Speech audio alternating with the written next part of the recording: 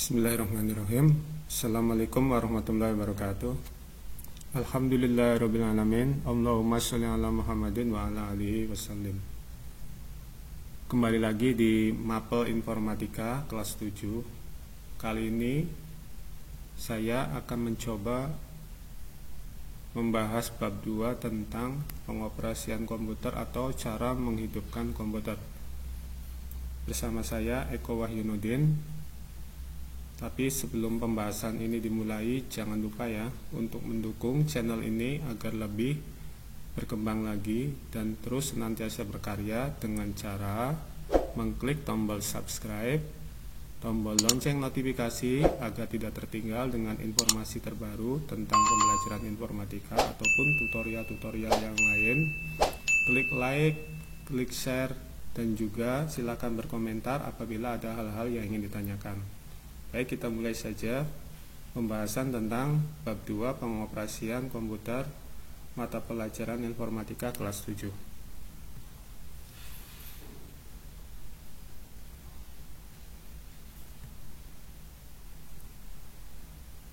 Baik, sebelum ke materi kita harus mengetahui dulu peta konsepnya. Nah, di sini dalam pengoperasian komputer tahap pertama adalah prosedur menyalakan dan mematikan komputer. Kemudian nanti ada operasi dasar pada sistem operasi Windows. Kemudian selanjutnya ada interaksi komputer dengan perangkat tambahan.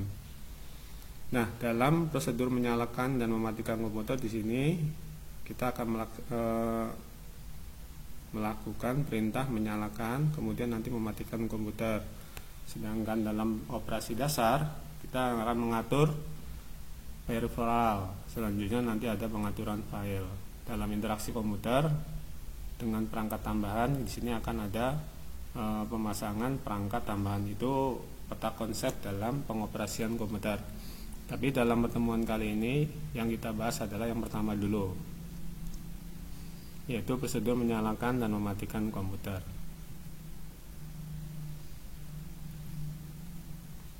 Tujuan pembelajaran ini adalah diharapkan siswa dapat menunjukkan prosedur menyalakan dan mematikan komputer, mengidentifikasi operasi dasar pada sistem operasi Windows, dan dapat mendeskripsikan interaksi komputer dengan perangkat tambahan.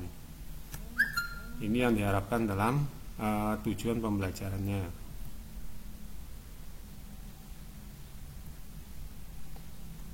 Yang pertama adalah prosedur menyalakan dan mematikan komputer. Prosedur itu artinya sesuai dengan langkah dan tahapan-tahapan yang benar.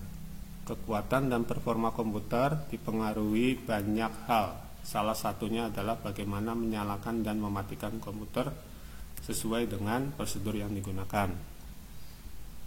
Apabila kita tidak menggunakan prosedur yang benar, nanti efeknya perangkat kita atau komputer kita akan cepat bermasalah. Baik, sekarang yang A, proses menyalakan komputer.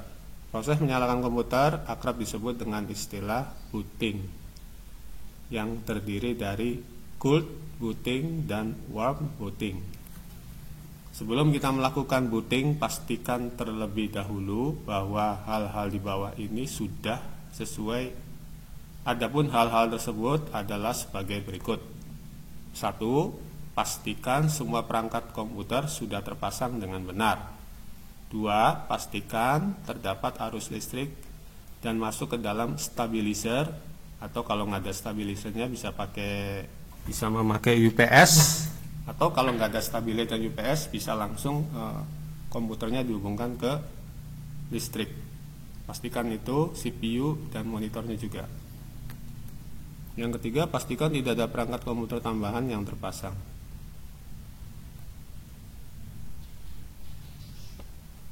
Setelah hal tersebut sudah dilakukan, maka selanjutnya kita bisa melakukan proses booting. 1. Cool booting terlebih dahulu. Cool artinya dingin. Jadi cool booting maksudnya adalah menjalankan komputer di mana komputer dalam keadaan masih dingin atau dalam keadaan mati. Maksudnya komputer ini tidak dinyalakan. Misalkan dari malam sampai pagi baru kita nyalakan lagi komputer dalam keadaan mati, itu sebutnya dengan cool booting. Adapun langkah-langkah untuk melakukan cool booting adalah sebagai berikut. Pertama, komputer dalam keadaan mati, tekan tombol power pada CPU. CPU ini kepanjangan dari Central Processing Unit. Ini contoh CPU-nya. Nanti dicari tombol powernya.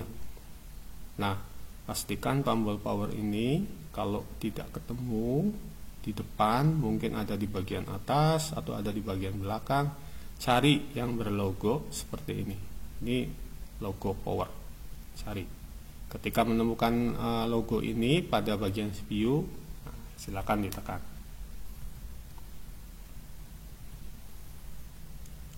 Kemudian tekan tombol power pada monitor. Nah, monitor zaman sekarang itu sudah layar datar, slim, tipis ya. Silakan tekan, mungkin ada di bagian depan, ada juga di bagian bawah, atau juga di belakang ada juga. Mungkin ada di bagian samping. Cari saja yang berlogo seperti ini. Kalau udah menemukan tombol ini, logo ini, silakan ditekan. Tunggu beberapa saat hingga booting selesai sehingga muncul tampilan desktop seperti gambar di bawah ini. Ini hanya contoh saja. Ini setelah proses booting selesai akan tampil seperti ini. Itu tadi cool booting. Sekarang warm booting. Warm booting artinya menjalankan komputer sedangkan komputer dalam keadaan nyala atau hidup. Warm booting dilakukan ketika terjadi masalah pada komputer, misalnya hang, error yang disebabkan oleh sistem crash, terinfeksi virus, atau penyebab yang lainnya. Jadi komputer dalam bermasalah diantaranya adalah tidak bisa bekerjanya mouse dan keyboard. Jadi ketika kita bekerja di PC kita ataupun di laptop kita, mouse atau keyboard diklik-klik itu tidak berfungsi. Nah, ini salah satu masalah yang disebabkan mungkin oleh sistem crash, virus, atau yang lainnya. Adapun langkah-langkah untuk melakukan warm booting adalah sebagai berikut. Pertama, komputer dalam keadaan jalan dan hidup. Tekan tombol reset pada CPU atau Central Processing Unit. Itu biasanya posisinya dekat dengan tombol power. Cari aja, di situ ada tulisan reset biasanya. Kecil, lebih kecil daripada posisi tombol power. Kemudian selanjutnya komputer akan mati sebentar, kemudian hidup kembali dan melakukan booting. Setelah booting selesai, maka komputer biasanya akan melakukan scan disk karena mematikan komputer dengan paksa atau tidak sesuai dengan prosedur. Akan tampil proses scan disk, tunggu sampai proses scan komplit 100%. Komputer akan normal kembali. Seperti ini prosesnya ketika tombol reset itu ditekan. Tunggu, ini posisinya masih 56% sampai 100%, maka nanti komputer juga akan tampil normal.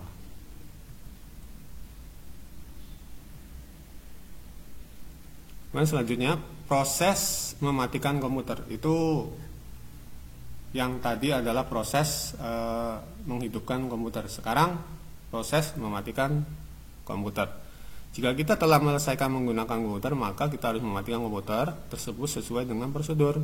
Karena jika tidak mematikan komputer sesuai dengan prosedur, maka biasanya akan berdampak pada kerusakan alat pada komputer, terutama hard disk. Kerusakan hard disk ini juga bisa disebabkan karena listrik yang tiba-tiba padam atau mati.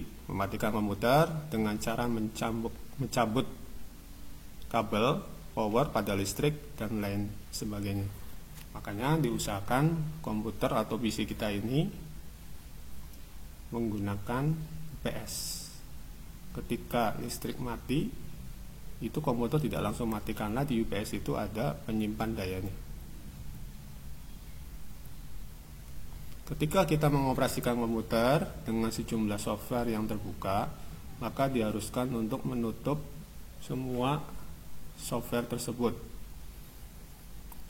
Jadi jangan sampai posisi software masih terbuka kita langsung mematikan. Dalam mematikan komputer sesuai dengan prosedur ada 2 jenis langkah yang bisa dilakukan, yaitu melalui desktop dan keyboard. Yang pertama melalui desktop dulu, yaitu melalui shutdown. Proses shutdown komputer melalui desktop harus menggunakan bantuan mouse dengan langkahnya sebagai berikut. Pertama, pastikan semua program atau aplikasi sudah tertutup. Kemudian klik start pada taskbar, klik turn off pada komputer, tunggu beberapa saat sampai muncul gambar pilihan. Pilih dan klik turn off. Tunggu sampai CPU atau Central Processing Unit mati dengan sendirinya.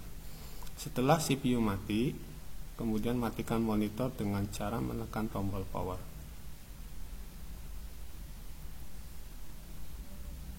Nah, perhatikan gambar di sini.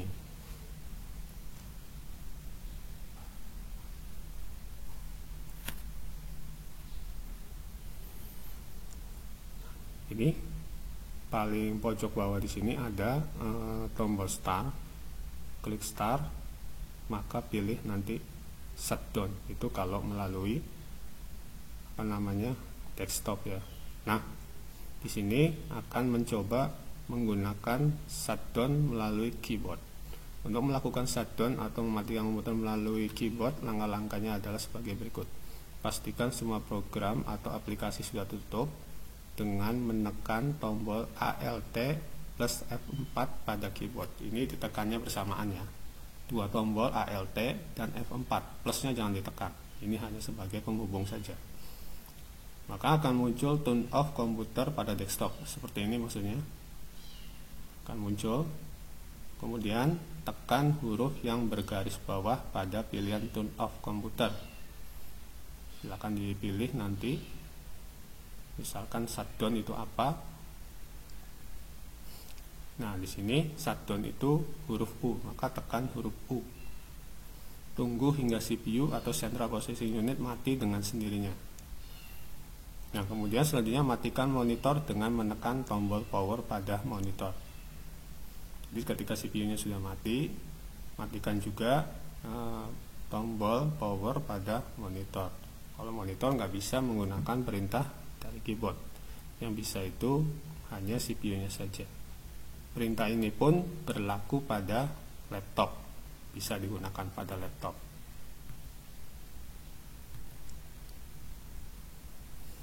Di sini ketika mematikan komputer, perhatikan gambar ini.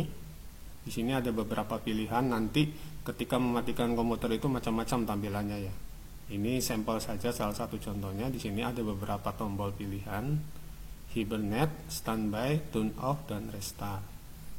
Nah, hibernate adalah berfungsi mengakhiri pekerjaan dan mematikan komputer.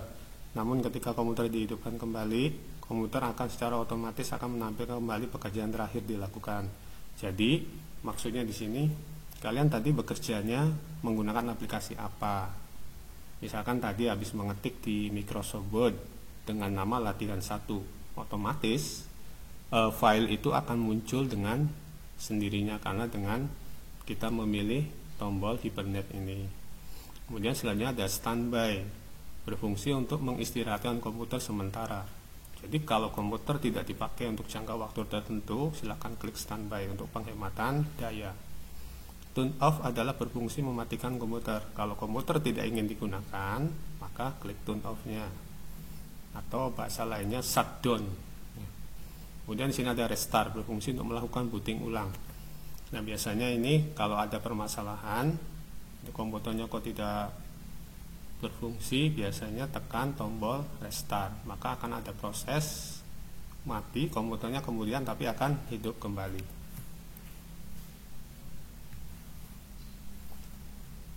Alhamdulillah, kita baru saja menyelesaikan pembahasan tentang pengoperasian komputer atau prosedur menghidupkan dan mematikan komputer dengan benar.